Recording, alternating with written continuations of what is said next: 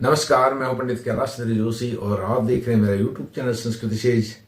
आपका बहुत स्वागत है, अभिनंदन है मेरे यूट्यूब चैनल संस्कृति सेज में।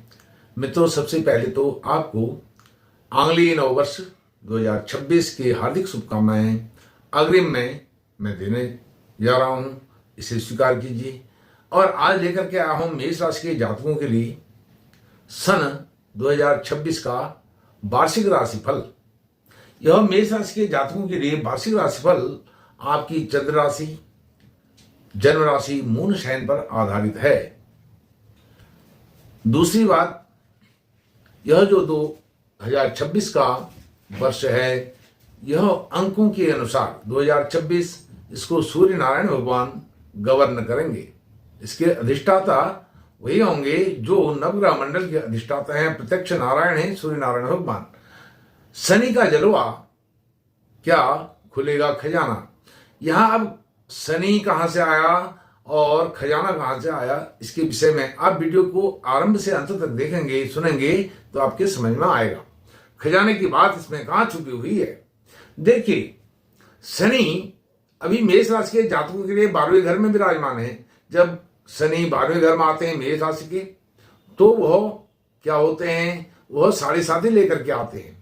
और मेष राशि की जब बात कर रहे हैं, चंद्र कुंडली के अनुसार, आपकी मून शाइन के अनुसार बात कर रहे हैं, तो वह आपके चंद्रमा आपके मन के समीप हैं। कौन? शनि महाराज। शनि महाराज जब मन के पास होते हैं तो मन को कभी कभी वह विचलित भी कर देते हैं। लेकिन शनि महाराज की जो दृष्टियां हैं, 3 दृष्टियां हैं। पहली जो उनकी दृष्टि है, तीसरी दृष्टि, वह आपके धन भाव पर पड़ रही है। धन भाव है और यह अर्थ त्रिकोण है। पहला अर्थ त्रिकोण। आपको एक बात और बताना चाहता हूं, शनि की जो 2 दृष्टियां हैं वह अर्थ त्रिकोण पर हैं और जो तीसरी दृष्टि है वह धर्म त्रिकोण पर है। यह बात महत्वपूर्ण है। जब 2 दृष्टियां अर्थ त्रिकोण पर है तो उसका प्रभाव भारी है। अर्थ अर्थात आपकी इकोनॉमी, पैसा, धन, वित्त, इस पर शनि की नजर है। और शनि क्या है, आपके धन भाव के एकादश भाव में गोचर कर रहे हैं। धन भाव से एकादश भाव में 11वें घर में गोचर कर रहे हैं, तो वह धन भाव के परम मित्र हैं। और 11वें घर में जब कोई ग्रह विचरण करता है, वह भी क्रूर ग्रह, तो वह अधिक लाभ देने वाला हो जाता है। तो इसलिए आपके धन से संबंधित जो इश्यूज हैं वह सॉल्व हो सकते हैं। कोई प्रॉपर्टी, घर का मामला विवाद में पड़ रहा है, वह सुलझ सकता है। घर, परिवार, धन, कुटुंब को लेकर के ग्रह क्लेश है, वह सुलझ सकता है। क्योंकि यह धन भाव के साथ साथ यह कुटुंब और परिवार का भाव भी है। वह आपको विचलित तो करेगा, कुछ मामलों में परेशानियां उत्पन्न करेगा, लेकिन उन परेशानियों को झेलते हुए फिर आप उसमें कामयाब हो सकते हैं। ऐसी स्थिति शनि ला रहे हैं। अब शनि 7.5 में, शनि क्या करते हैं, शनि जब 7.5 आरंभ करते हैं, पास में आते हैं, मन के पास आते हैं, तो वह आरंभ में ही विचलित कर देते हैं। अन्य जो ग्रह हैं वह पहले प्लेटफॉर्म बनाते हैं, ट्रैक बिछाते हैं, फिर उसके बाद अपना रिजल्ट देते हैं। लेकिन शनि महाराज आने से पूर्व ही आहट देते हैं और अपना रिजल्ट देना और दिखाना शुरू कर देते हैं, अपना परिणाम। और दूसरा, उनका जो उनकी दृष्टि है, 7वीं दृष्टि, वह है 6ठे भाव पर। यह ऋण, रोग, शत्रु के भाव पर है और यह भी अर्थ त्रिकोण है। अर्थ त्रिकोण पर, दूसरे अर्थ त्रिकोण पर शनि की दृष्टि है। अब अर्थ त्रिकोण यह कैसे हो जाता है, यह आपके कॉम्पिटिटिव एग्जाम का, रोजगार का, नौकरी का घर भी माना जाता है। और साथ में यह आपके रोग, ऋण, शत्रु का घर भी है। यदि आप रोग से बचे रहते हैं, ऋण से बचे रहते हैं, शत्रुओं से बचे रहते हैं, तो आपके धन में इंक्रीमेंट होता है। जब रोग होता है पैसे खर्च होते हैं, लेकिन रोग नहीं होता है तो पैसे जो हम इलाज पर पैसे खर्च करते हैं, उपचार पर पैसे खर्च करते हैं, वो बचते हैं। हम यदि स्वस्थ हैं तो वह पैसे हमारे बचते हैं। और ऋण नहीं है, हमारे पास कोई ऋण नहीं है, देनदारी नहीं है, लोन नहीं है, तो पैसे बचते हैं। शत्रु यदि खतरनाक हो, भयंकर हो और शत्रु हमें ललकारता हो, कोर्ट कचहरी के मामले चलते हो, तो उसमें भी धन बर्बाद होता है। तो इसलिए यह अर्थ त्रिकोण पर भी शनि की दृष्टि है, और यह उपचय भाव है जहां उनकी दृष्टि है शनि की। उपचय भाव में शनि विद्यमान हो तो वह अच्छा फल करते हैं, और उपचय भाव में दृष्टि हो तो अच्छा फल करते हैं। तो इन मामलों में भी बड़ी आपको राहत मिल सकती है 2026 में। अभी मैंने शनि, राहु और गुरु को लिया है क्योंकि हम लंबे समय तक, बहुत बड़े समय तक गोचर करने वाले ग्रह होते हैं। अन्य ग्रह तो कोई 20 दिन, 25 दिन, 1 महीना, 45 दिन इस रूटीन में गोचर करते हैं। उनका उतना बड़ा प्रभाव नहीं होता है, लेकिन यह भी, इनका प्रभाव भी रहता है। और साथ में उसके बाद धर्म त्रिकोण आपके 9वें भाव, भाग्य भाव में शनि की दृष्टि है। अब शनि की दृष्टि भाग्य भाव में जो 10वीं दृष्टि है वह बहुत महत्वपूर्ण है।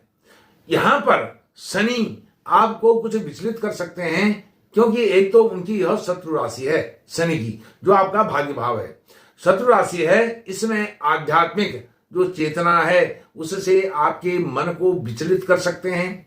साथ में कोई आप रिसर्च जैसा कार्य करना चाहते हैं, या कोई प्रैक्टिकली इस तरह का अनुभव लेना चाहते हैं, या आप ट्रायल में कोई चीज करना चाहते हैं, यह मेरे लिए सफल, मैं इसमें सफल हो पाऊंगा नहीं हो पाऊंगा, इसमें भी उद्विग्न करते हैं। व्यक्ति के जो टेम्परामेंट है उसको डिस्टर्ब करते हैं, जो एक उसका कहना चाहिए स्टेमिना है, स्टेमिना को विचलित करते हैं, स्टाइल को विचलित करते हैं, और कुल मिलाकर के ये कहना चाहिए कि फोकस को बिगाड़ देते हैं। जो दृष्टि है, विजन है, उसमें दोष देते हैं। तो इस प्रकार से यह पिता के साथ संबंध भी खराब करते हैं।